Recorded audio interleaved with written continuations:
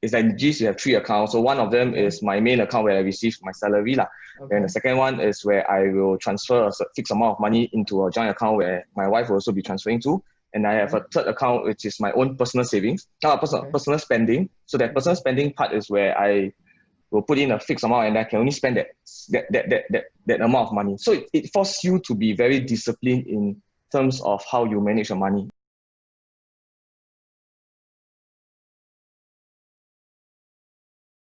Four to five different investment products lah. Of course, the most obvious one is stocks.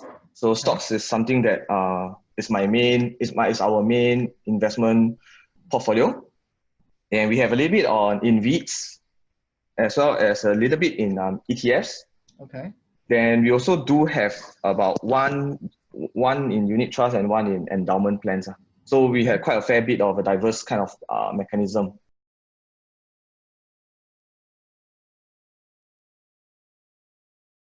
Okay, so this is ETF.com. This is a free website. So what you just need to do is you just go in here, you just key in the ticker symbol.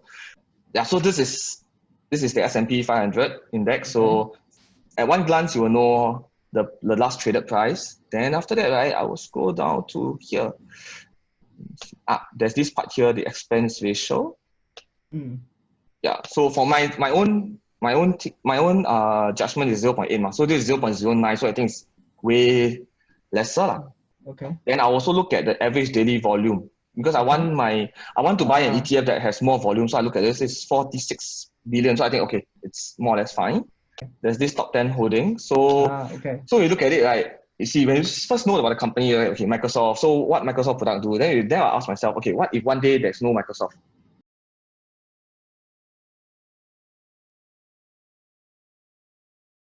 Not all of its yields are the same. So number one, I'll look at the yield.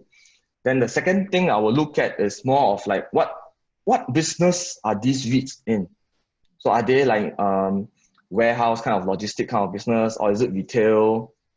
So these are the few things I want to know about.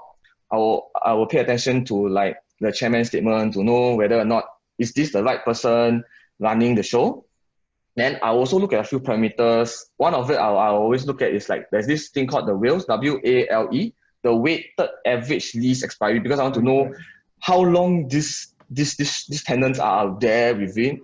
And I also look at the loans because REITs, they also take loans. So how much? So which is this thing called the gearing ratio. So in Singapore, I think it's about the maximum is 45%.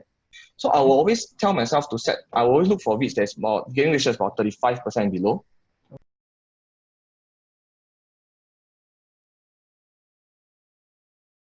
Okay, so for me, right, REITs and ETF are something that I do it on a monthly basis, which is true. Yep, it's this dollar cost averaging. So I just keep buying every month. So it means I will just choose like one or two ETFs and that's it. I'll just continue doing it and doing it. For stocks, different because since I'm going to spend a fair bit of time reading the annual reports, right? So stocks is something that I will do it differently. I don't always buy it on a monthly basis. I will look a little bit on like whether is there any dip in price.